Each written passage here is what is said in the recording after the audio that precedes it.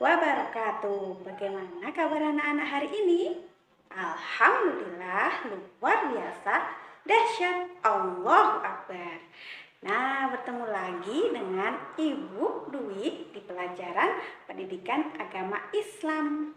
Setelah pertemuan sebelumnya, anak-anak belajar tentang apa? Ya, betul. Baik sangka, lalu simpati, terus toleransi.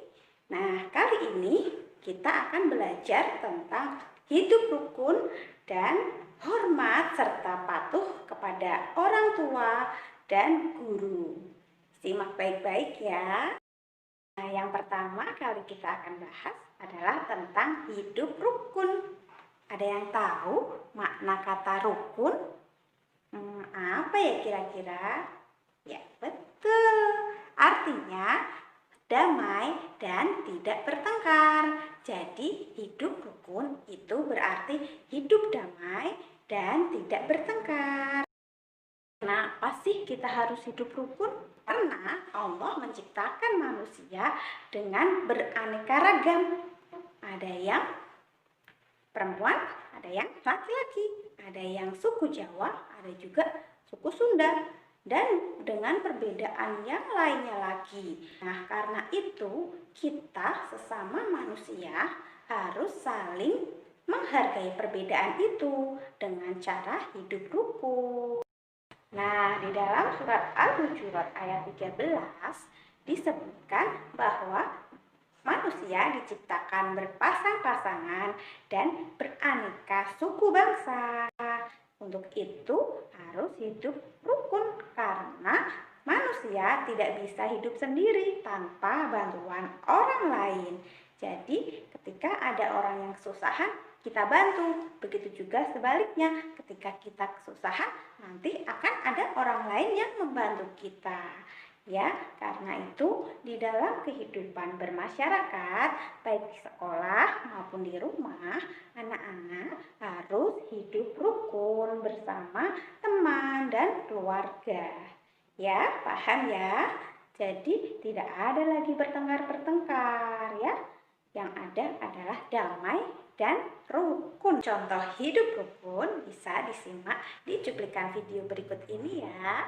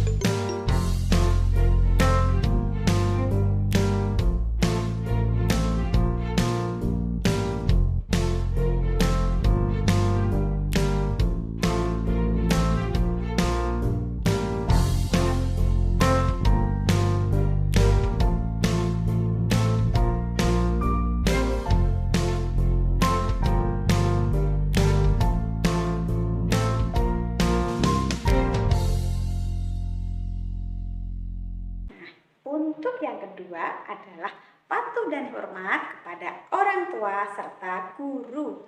Kenapa sih kita harus patuh kepada orang tua dan guru? Iya, karena satu, orang tua adalah orang yang melahirkan kita. Dua, orang tua yang merawat kita dari bayi sampai sekarang ini. Karena itu, sudah seharusnya kita sebagai anak menghormati orang tua dan patuh terhadap apa yang diperintahkan.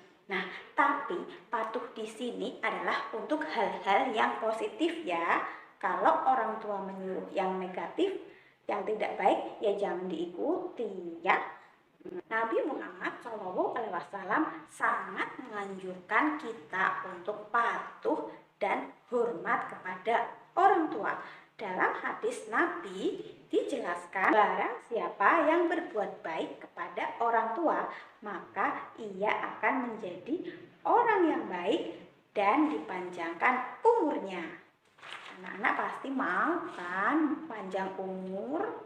Ya, karena itu wajib untuk patuh dan hormat kepada orang tua. Contohnya, kalau misalnya disuruh jagain adik, tolong ya jagain adik sebentar. Nah, anak-anak harus nurut, jangan malah membantahnya. Nggak mau aku mau main kok bu. Ya, karena menjaga adik itu adalah perbuatan yang baik dengan menuruti perintah orang tua sekaligus menunjukkan rasa sayang kita kepada adik. Atau ada lagi contohnya disuruh belanja ke warung, misalnya beliin garam dong tolong. Nah, itu harus bersegera, jangan nanti-nanti ya, karena perintah orang tua itu penting untuk dilakukan ya. Harus bersegera ketika orang tua menyuruh untuk melakukan sesuatu yang positif atau membantunya. Itu contoh sikap anak yang solih-solihah, patuh dan hormat kepada orang tua. Tidak menghardik orang tua saat mereka meminta tolong ya. Lalu anak-anak juga harus hormat dan patuh kepada bapak ibu guru. Kenapa harus patuh kepada bapak dan ibu guru?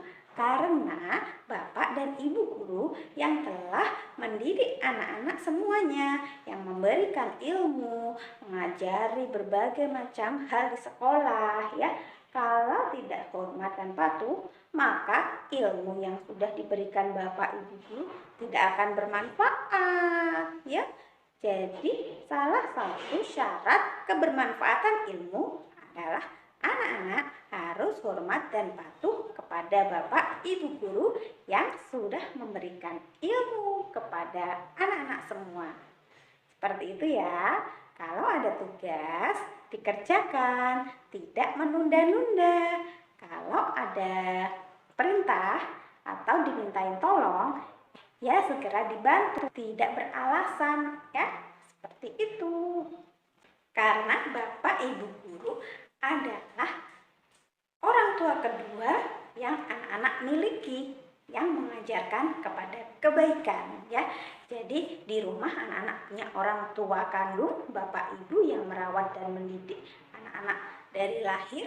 Yang kedua, anak-anak juga memiliki orang tua di sekolah, yaitu bapak dan ibu guru yang membimbing dan mengajari anak-anakku semua berbagai hal yang bermanfaat. Jadi sudah selayaknya anak-anak yang solih dan solihah untuk patuh terhadap bapak ibu guru di sekolah dan yang penting orang tua di rumah. Ya, itu saja untuk pembelajaran kali ini. Semoga anak-anakku yang solih-solihah bisa memahami makna hidup rukun dan juga hormat kepada orang tua dan guru, serta mampu mempraktekannya dalam kehidupan sehari-hari. Sampai jumpa di pertemuan berikutnya. Wassalamualaikum warahmatullahi wabarakatuh.